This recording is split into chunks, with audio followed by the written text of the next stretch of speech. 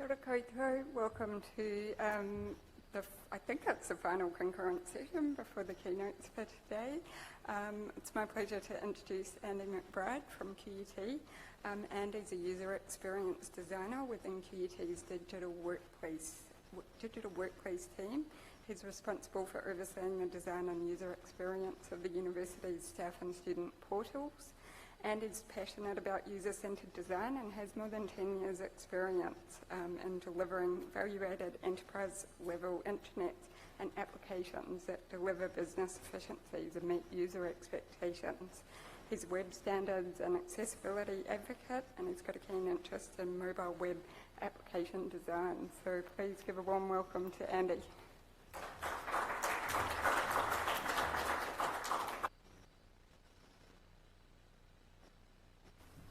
Thank you. Hi, everyone. Thanks for coming today.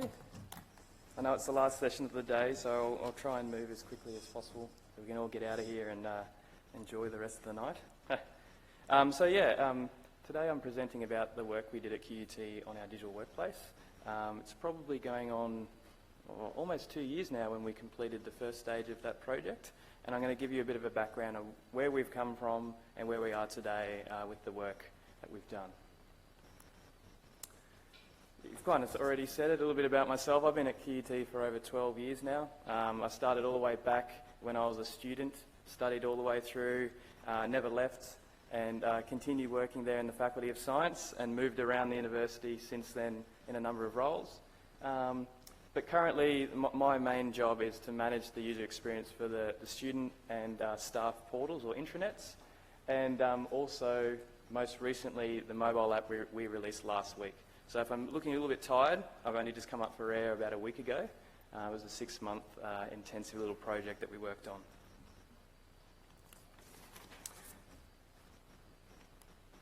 So I've got a bit to cover today, so I'm going to try and move as quickly as possible and leave some time at the end for questions.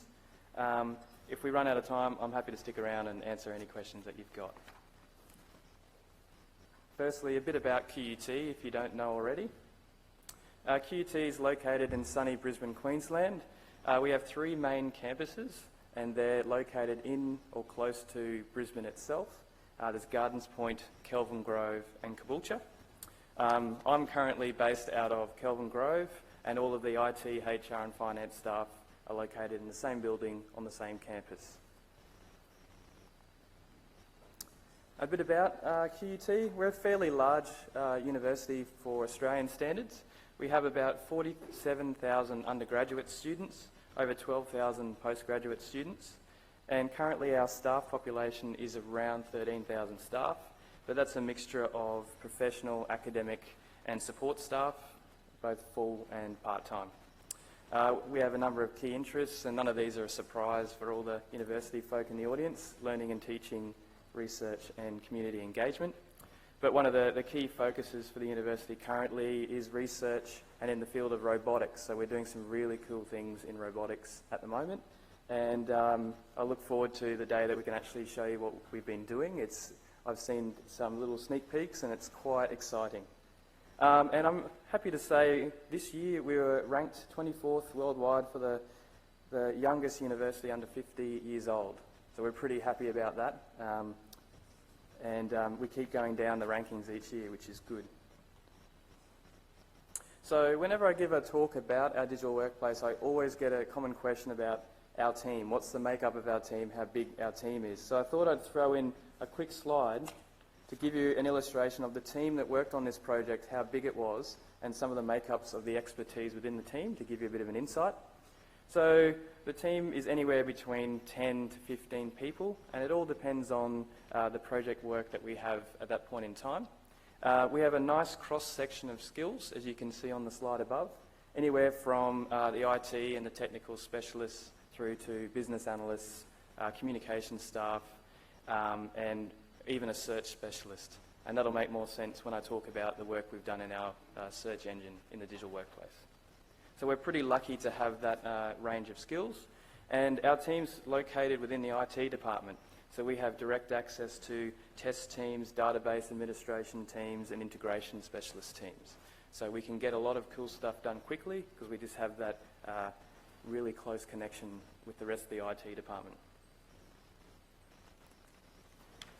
So, I'd like to provide some background of where we've come from. Suffice to say, it hasn't been a short road. It's been a long journey to where we are today. And it started, well, over 15 years ago. So in 1999, we released at the time what we called the data warehouse, and it was largely a big bucket of links to other web pages. It wasn't attractive, but it performed its purpose. In 2008, we released our first mobile web-based website, which was pretty cutting edge for its time, because it was around the time that the iPhone released all of their apps, and we deliberately went a different road, and we wanted to release a mobile web-based application that was for all users, not just iPhone users. And in late 2015, we released our staff digital workplace, which I'll be talking about today. And most recently, in 2017, about a week ago, we released the change to our student experience, and it's called HiQ. And I'll have a slide at the very end just giving you an insight of what that work is.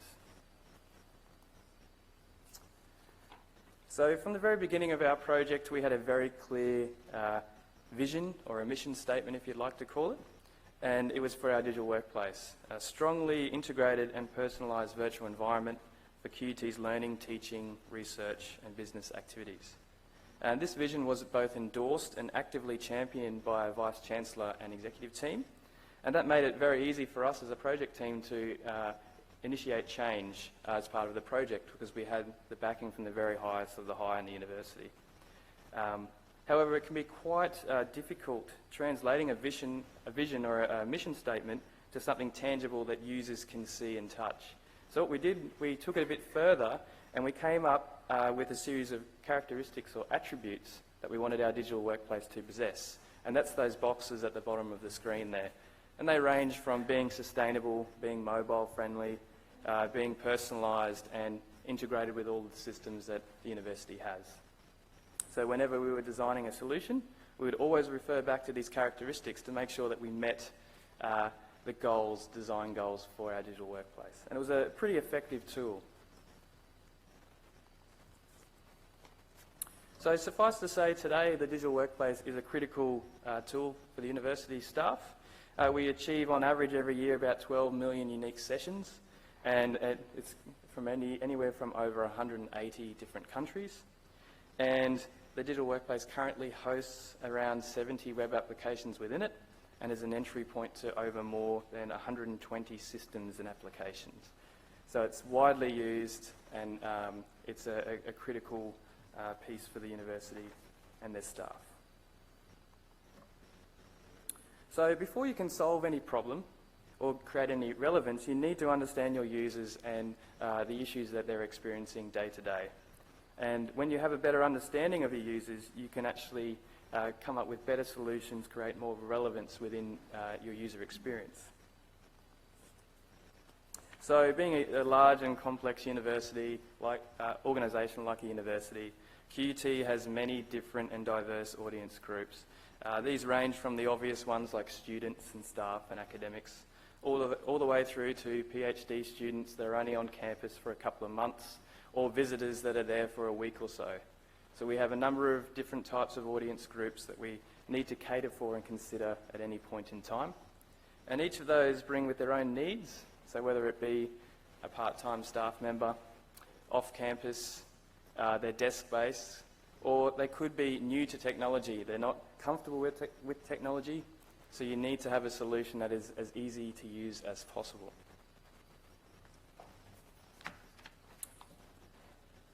So what we do to ensure that we adequately understand each of their needs, we engage staff early and often. And generally, the more staff you engage with, the better. There is a limit to it, but the more the better. And up on the slide, you can just see some of the ways that we like to engage with our staff. And these can be as formal or informal as you like. They're ranging from going to reference groups and meetings all the way through to intercepting a staff member in the hallway and making them answer some questions.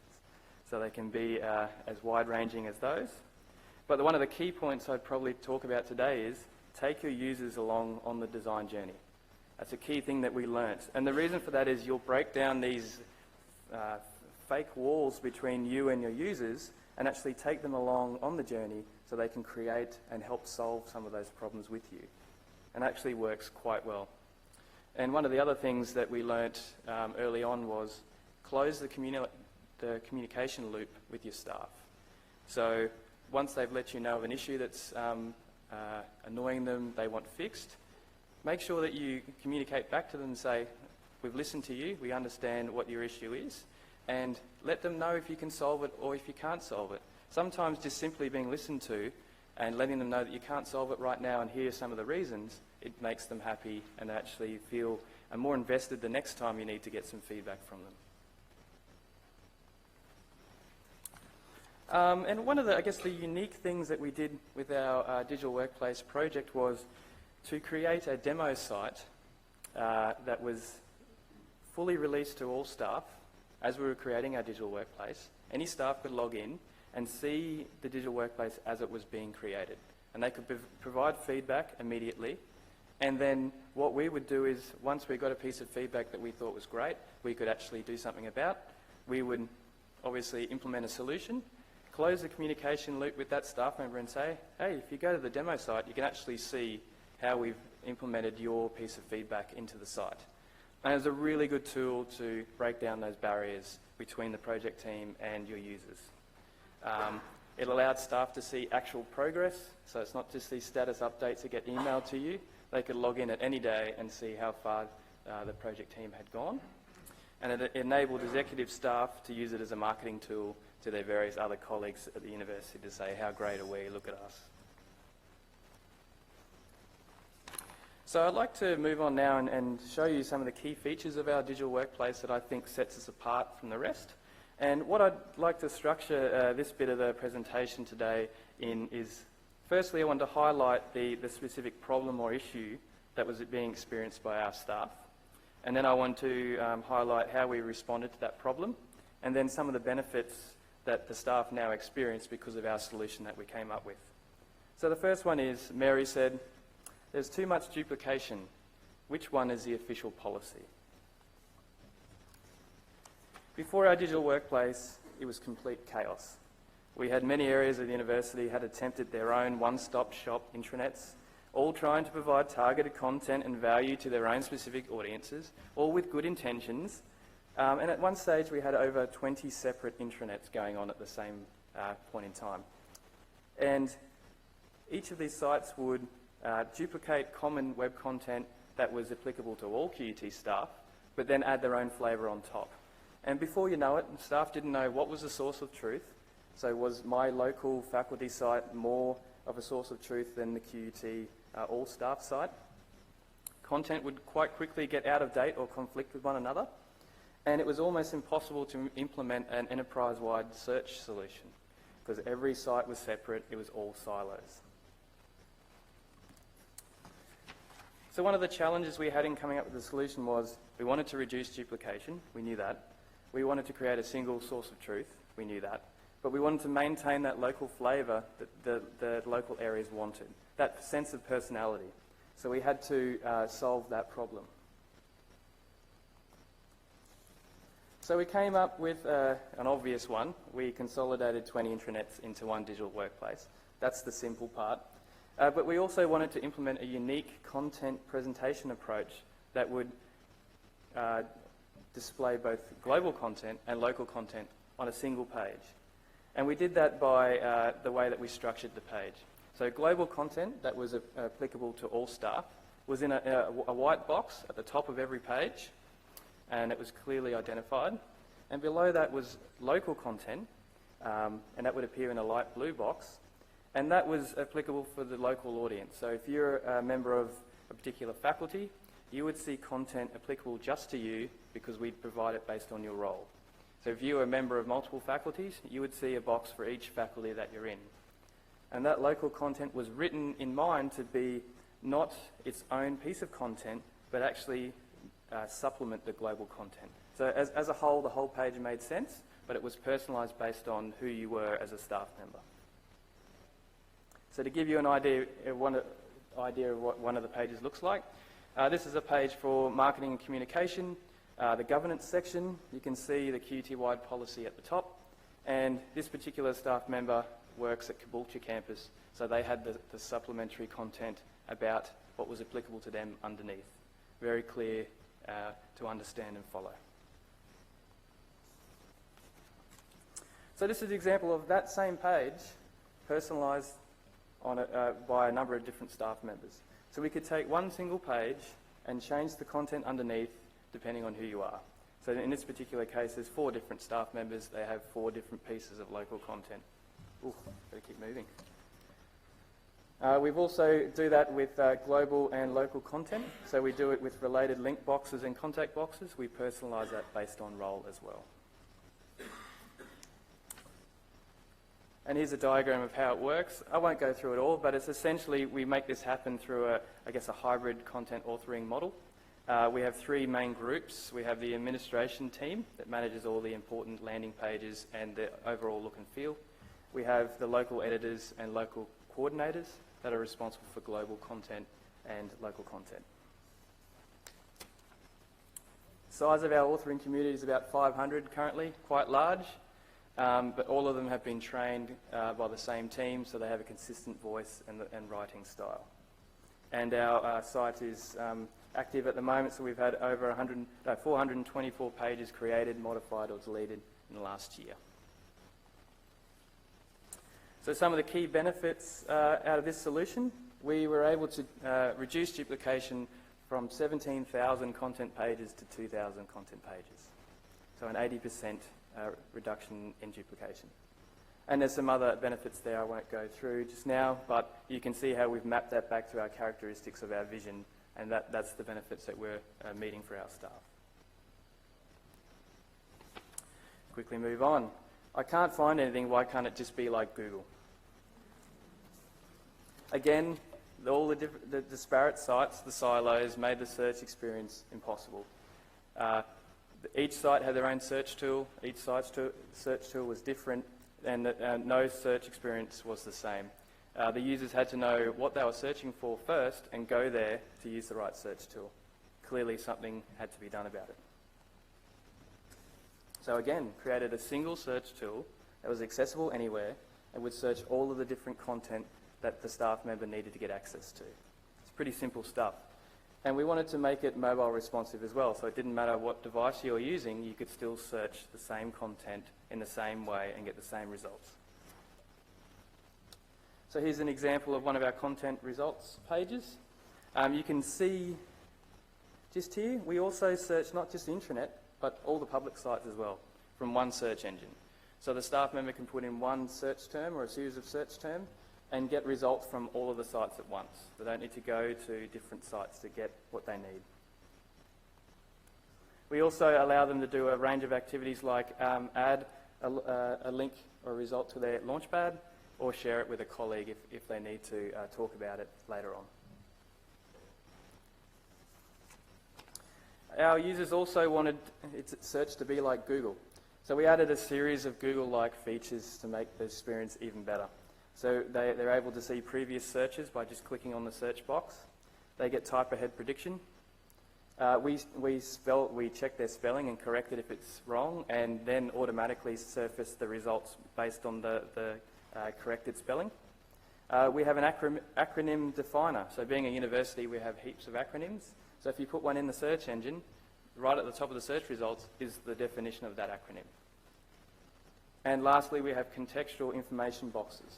So for example, you can see there the search term that the staff member was looking for was class registration.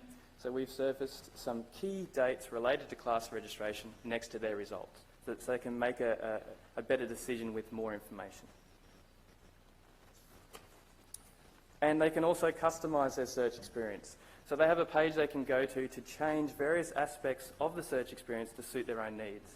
So if they're a staff member that searches for student information all day, every day, they can make those search results be the most prominent ones that come up first to make their search experience even easier. And they can turn off and on different aspects that I've just gone through in the last slide. And it's widely used. So in the last year, we've had staff members have made over 1.2 million different searches, all unique searches. You can see in the middle of the slide a majority of the searches are content, but there's also a large amount of student and staff searches. The key fact at the bottom of that slide is 97% of users have found the result they were looking for on the first results page within the first 7 search results. And we know that all through analytics that we track their usage and how they actually use the search engine. And then the benefits again, obvious ones there. One location to search from, mobile friendly, completely customisable. So some really good benefits for staff in the end. So I have to move quickly, I don't have much more time. The next one, I want to be able to access all of my apps in one place. Again, QUT, we've got everything. We have over 450 web apps that staff use from time to time. So some of those exist within the digital workplace, but most of them are outside. So as a result, staff found difficult knowing what apps they needed to get access to as part of their job, how to find or request access, how to get support, and then how to maintain that access day to day to get back to it easily. So our solution came in 2 parts, the Launchpad and the application directory. This is an example of the Launchpad. It's accessible from every page within the digital workplace. They can get to it from a click from the top. And we've also created this as a service, so we've surfaced this on the Blackboard LMS as well. So they have a consistent experience across multiple sites. They can get to their Launchpad anywhere. It's fully customisable. They can add and delete web shortcuts. They can add and delete application shortcuts, manage the order, decide on how the shortcuts are open, whether it's same tab or new tab, and they can go back to a default set of shortcuts that we gave them to start with. So a lot of choice and customisation there. The application directory, as the name suggests, is a directory of all of the applications we have at QUT. Staff members can search for applications or drill down and filter based on category or audience.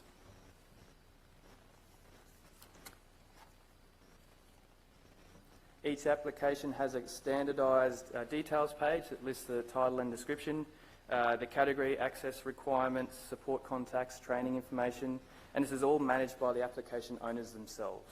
So it's up to them to maintain this content and keep it up to date. And it's being used. So you can see there, staff have added application shortcuts over 29,000 times in the last year. Web is a little bit less, but they've clicked on it over 1.5 million times. So every day they'll come in and use it as a landing point off to the different systems they need to use. Again, benefits, there's some common ones here. One location can consolidate things. It's the things that staff want. It's mobile friendly, it's fully integrated throughout the digital workplace and other sites, and it's user friendly. And lastly, what's next for us? So I mentioned just last week we went live with a new student experience, and this is it. It's called HiQ, and it touches on both the physical and digital spaces at QUT. So there's been new student spaces created and designed with the help of students, and one of the design companies that did all the Apple stores. So it's all the side-by-side support model, big interactive display screens with Connects where they can throw pages on the screen and actually help large numbers of students. It's a fun space. It's able to be accessed outside of hours as well. So once the support staff go home, it becomes a student space and they can study, meet up with their friends or different clubs. We've also redone the student intranet and portal. Again, consolidated, rewritten the content to make it more student friendly, and that was all done with the help of students. And lastly, the project I was involved in was a complete new mobile application for students. That was designed and developed with the help of students the whole way along. So that's where we are currently, and it's only the first step, so we've got some exciting times ahead. Thank you.